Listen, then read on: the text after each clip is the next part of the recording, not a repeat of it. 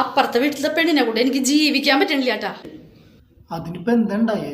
ഇന്ന് നമ്മുടെ തുണി അവിടെ അലക്കിട്ടൊക്കെ ആയിരുന്നു. ഒരെണ്ണം പറന്ന് അപ്പുറത്തേക്ക് പോയപ്പോ ഞാനൊന്നും അങ്ങോട്ട് എടുക്കാൻ ചെന്നു.